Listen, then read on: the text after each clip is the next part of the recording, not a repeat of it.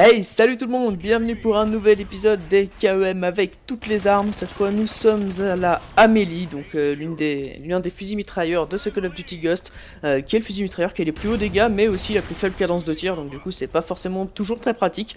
Mais vous allez voir que je vais quand même pas trop mal m'en sortir sur cette partie, et donc au niveau de la map je suis sur Warhawk, nous sommes en domination 6-6 classique. Et je joue avec la Amélie avec, si je me trompe pas, alors j'ai le silencieux, et je sais plus ce que j'ai mis d'autre. Je sais pas si j'ai pas mis tir rapide, je me souviens vraiment plus du tout, parce que ça fait un petit moment que j'ai fait ce gameplay, hein, pour être honnête, et bah du coup je sais même plus ce que j'avais mis comme atout.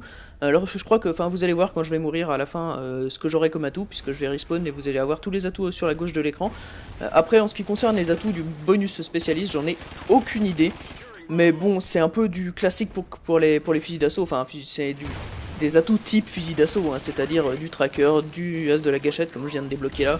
Après j'ai mis du tour de passe-passe, du fin prêt, des trucs comme ça, c'est vraiment très classique. Donc en attendant voilà, donc je vais vous parler du gameplay rapidement, donc vous voyez ça commence plutôt bien, je suis déjà à 6-0. Et c'est vrai que la Amélie c'est un fusil mitrailleur qui est très efficace à courte portée vu qu'elle peut tuer en 2 balles, et ça c'est vraiment super efficace, vous n'avez pas besoin d'œil de lynx pour tuer en 2 balles. Le seul problème c'est qu'elle a un recul qui est quand même très élevé et ça devient très difficile de faire des long shots avec. C'est vraiment très compliqué, du coup bah, vous allez me voir fail pas mal de long shots je pense. Vous voyez là par exemple celui-là, j'ai quand même assez galéré alors que en règle, enfin, en temps normal avec une arme qui aurait eu beaucoup moins de recul j'aurais eu beaucoup moins de mal à l'avoir. Mais c'est sûr que ce fusil mitrailleur c'est pas comme un fusil mitrailleur classique, hein. C'est-à-dire que les fusils mitrailleurs classiques on a tendance plutôt à faire des long shots avec, on a justement parce que les fusils mitrailleurs c'est ce qui est normalement la classe d'armes où il y a le moins de recul, où c'est le plus facile de tirer de loin puisque vous êtes censé tenir une position avec ça. C'est un peu comme les fusils de tireurs d'élite en fait. Dans ce Call of Duty Ghost j'ai l'impression qu'ils font un peu tout à l'envers, j'ai l'impression. C'est-à-dire que bah, les fusils d'assaut qui sont censés être plus versatiles, plus polyvalents, bah, du coup ils ont pas beaucoup de recul, du coup bah, vous pouvez les utiliser autant comme mitraillette que fusil d'assaut, alors certes c'est polyvalent, le problème c'est que bah, les LMG comme ça qui sont justement censés pouvoir faire du tir à longue distance sans trop de problèmes, bah au final c'est là où il y a le plus de problèmes, c'est faire des tirs à longue distance, donc c'est un peu, je trouve ça un peu bizarre, mais bon. Je sais pas trop comment ils se sont débrouillés pour faire leur truc, mais bon, on va pas revenir là-dessus, de toute façon on prend le jeu comme il est, hein. Mais c'est vrai que cette mitraillette, c'est pas que je l'aime pas, c'est que vraiment j'ai eu des problèmes à l'utiliser, on va dire, tout simplement à cause du recul, hein, parce que c'est vraiment, il est pas facile à gérer le recul, du coup, moi ça m'a posé vraiment pas mal de problèmes. Alors là, comme vous pouvez le remarquer, je suis à 18 kills d'affilée, j'arrive, alors lui je l'ai pas tué d'ailleurs, je pensais que j'allais le tuer, mais non, bah, vous allez voir que je vais réussir à le tuer. Et vous allez vous dire, bah ouais, mais c'est déjà à 18 kills, la vidéo est presque finie. Eh non, la vidéo est pas presque finie parce que là, je me prends une balle de sniper à 19 kills d'affilée, ou 20 kills même d'affilée. 19 kills, ouais. Et je pensais vraiment, enfin là j'avais un peu la rage, je me dis putain merde quoi, fait chier, j'ai pas pu faire ma KEM.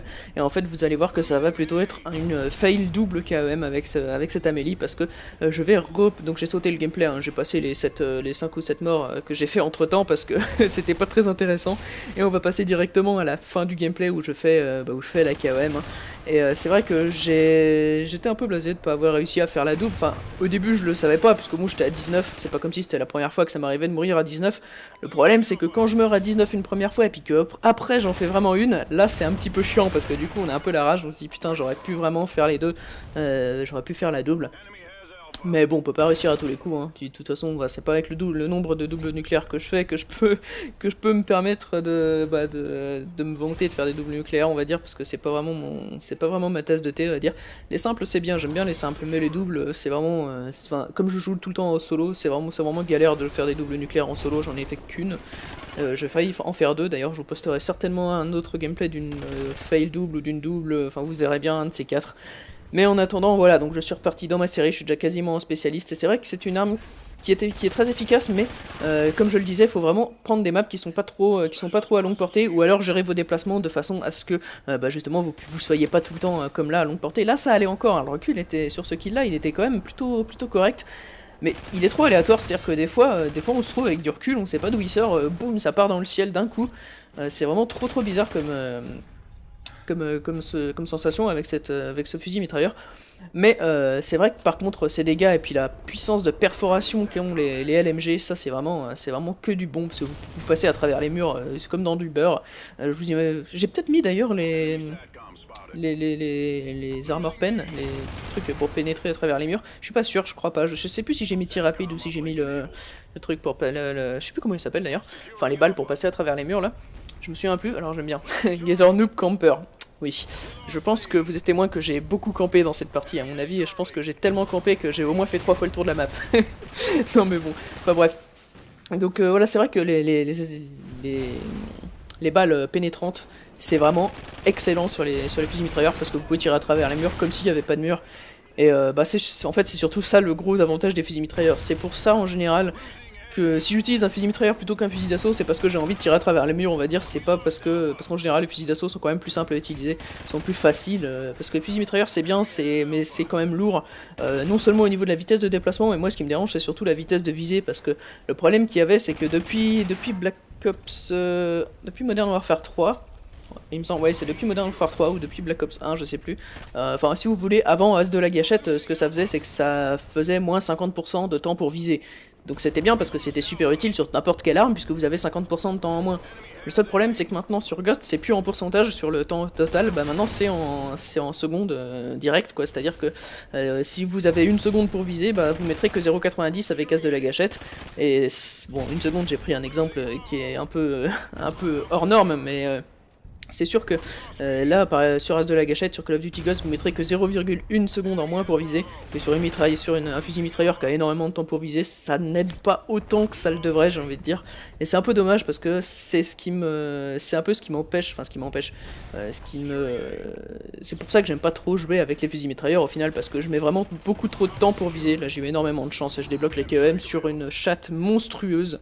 Les ennemis là, mais à chaque fois il y a des ennemis qui campent derrière la poubelle là, mais c'est énorme. À chaque fois, je sais pas, je passe devant, j'ai l'impression qu'ils me voient pas passer. Peut-être qu'ils sont en train de regarder dans leurs lunettes ou je sais pas. Mais ouais, donc je disais, As de la Gâchette, c'est vraiment dommage que ça soit beaucoup moins efficace sur ce Call of Duty, mais bon, voilà. Alors celui-là, j'ai eu de la chance aussi, la petite KM qui pète et qui me sauve la vie. J'ai eu pas mal de chance sur la fin du gameplay en fait. Avant ça a été, enfin c'était plutôt correct, disons que j'ai plutôt bien joué, voilà, mais à la fin j'ai vraiment eu de la chance. Et bah c'est ça qui a fait changer la balance. Et en plus on va gagner la partie malgré le fait que j'ai fait qu'une seule capture. Mais bon, comme je le dis, ne pas faire beaucoup de captures, c'est pas forcément handicapant pour la team. Hein.